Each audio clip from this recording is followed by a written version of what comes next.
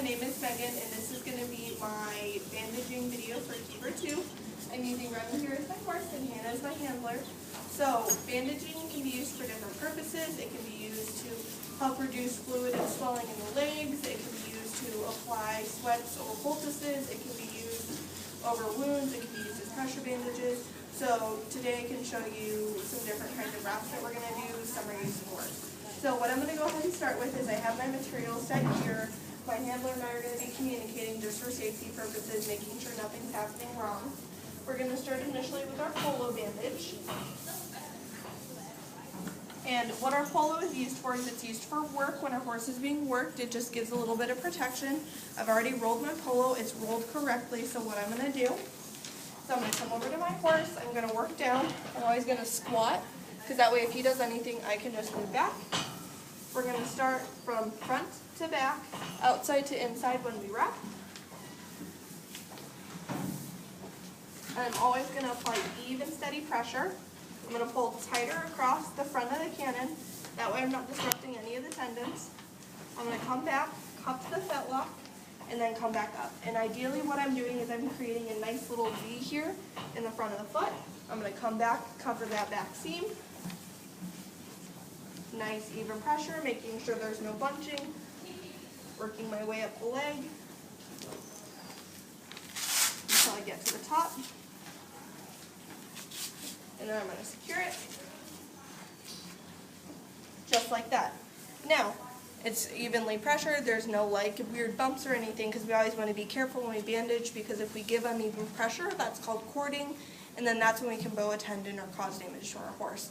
So when we take this type of bandage off, all we're going to do is take it off. We're not going to re-roll it. We don't need to make our horse wait that long. You just want to take it off, get rid of it. The next kind of bandage I'm going to put on is just a regular standing bandage. So what we're going to do for that is we have our quilt and we have our flannel. So what I'm going to do is it's going to be applied in the same exact way. I'm going to start in the front over the cannon. It's going to be front to back, outside to inside. So I'm going to apply the pillow wrap first, and I'm applying this with even pressure, keeping it tight. Now, I'm going to go ahead and I'm going to take my flannel. I like to slide mine just right underneath to kind of help keep it in place. I'm going to pull it tight across the front.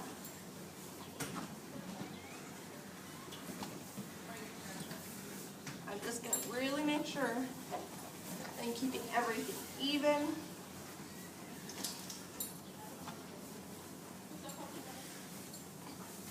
And I'm going to leave about 1 inch to a ½ inch of space at the bottom and top of my wrap.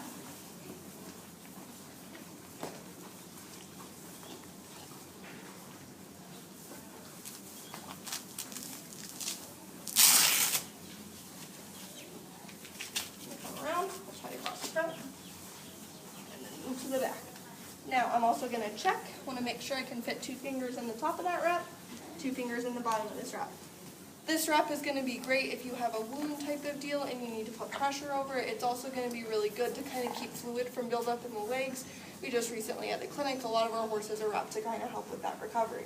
Now to take off this kind of a wrap, exact same as the polo. We're just going to take it off. We're not going to worry about trying to make it neat. We just want to get it off of our horse. Now, in regards to wound care, we have some different types of things. We have telfas that we can apply directly over a wound. We have our brown gauze. We also have just white gauze or clean gauze, vet wrap, things like that. So when we're applying a bandage for a wound, it's going to be applied the exact same way that we just did our one wrap. So let's say he has a cut here on his cannon. All I'm going to do, so I'm going to put the telfa, apply the brown gauze, just wrapping it lightly to keep it in place. Then I would cut this, and then I would just apply one of those standing bandages over the top of it. We never applied that wrap directly over the brown gauze just because that can cause cording and could potentially bow a tendon in our horse. And I'm not actually going to use a wrap because I want to save my materials.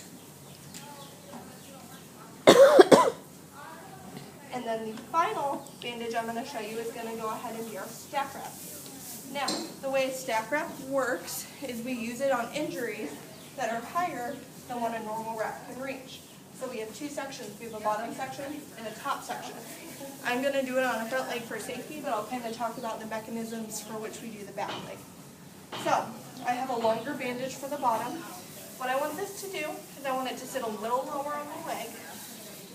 So I'm going to come down below my pastern. I'm going to still wrap it the same way, tight,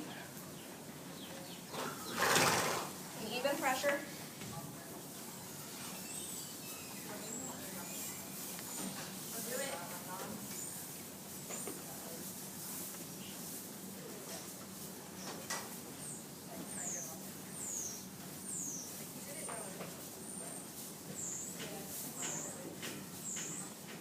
Tight across the front.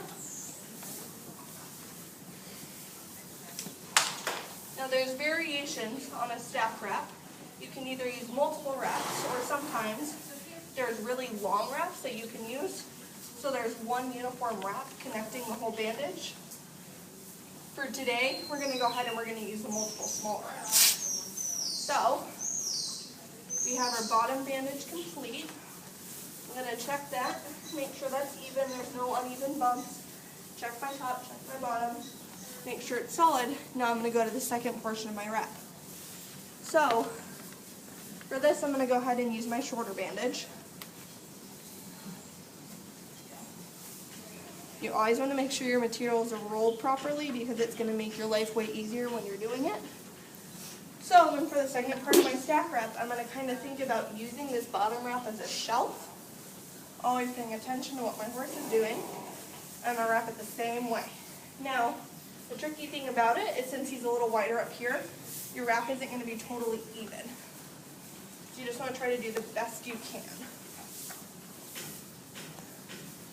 Now I also want to be aware that when I'm doing this upper wrap, due to gravity, it's going to have a tendency to want to slide down.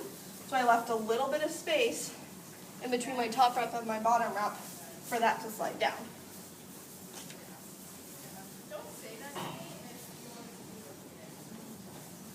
So what I'm going to do is I'm going to come around, I'm actually going to come over the seam and then work my way back up, applying even steady pressure around the entire wrap.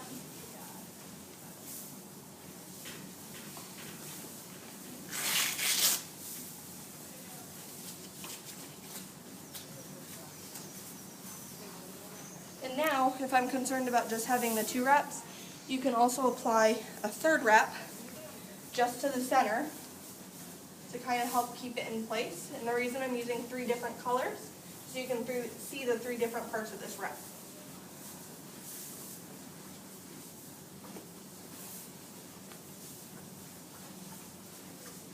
Once again, I'm applying even pressure, always wrapping front to back, outside to inside.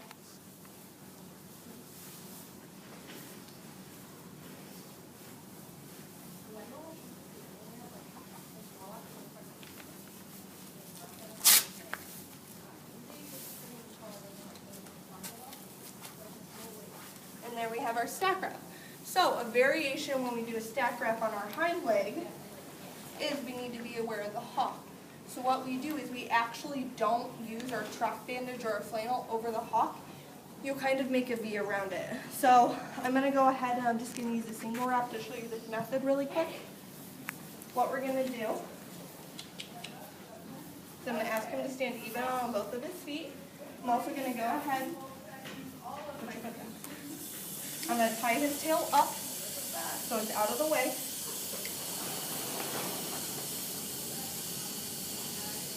And this was a stack wrap.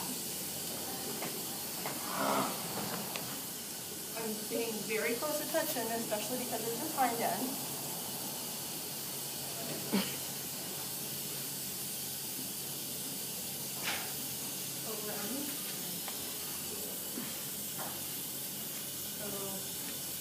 Not all horses are going to cooperate, so you just have to take it slow and be patient. My handler is going to be really aware to kind of keep him still and be holding him.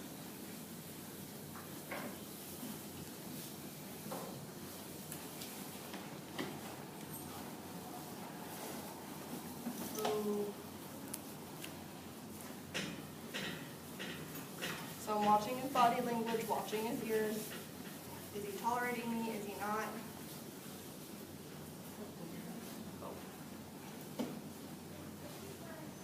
So what we're going to do is we have our point of the hog here. We're just going to actually leave that open.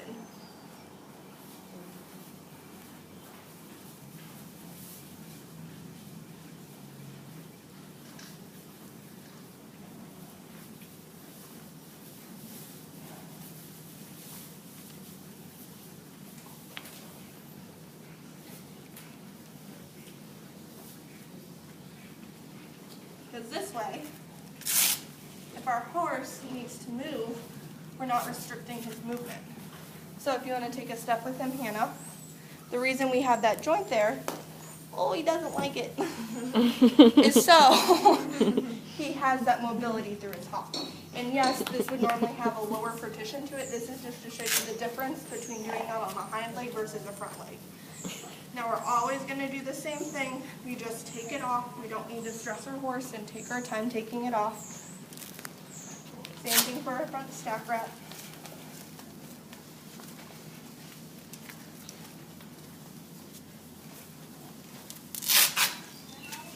And your rep should never be left on for more than 12 hours consecutively. It's a really good way to kind of make sure that you know you can check on the leg, especially if you have a poultice or a sweat. A poultice is going to be a cold poultice, like ice tight. You're going to put it on a leg to kind of draw out the heat. How you're going to apply that is you're going to put the poultice directly on the leg, and then you're going to put wet brown paper over it and then wrap it in. This is really good to kind of reduce the swelling or the fluid buildup in the leg. Following an injury, you can use a sweat. A sweat is going to be a thing to kind of draw the heat out as well, or kind of reduce the swelling. And with the sweats, you want to be really careful because those can blister. So it's really important to check your wraps and keep an eye on your wraps. If your horse is kind of worrying his wrap or going after it, that's an indication that there might be something wrong underneath it. So your major things you really want to be aware when you're using like sweats, poultices, things like that. Are you blistering on your normal wraps? Are you being careful with your tendons, your bows, things like that? And then with your wound care, you want to be aware, you know, you have your telva, you have your brown gauze, you're always going to use your pillow wrap on top. You can also use sheet cotton, but that tends to be expensive, and then your wrap over the top of that. So it's just all about safety, all about care, and all about taking your time and making sure it's done properly. Thank you.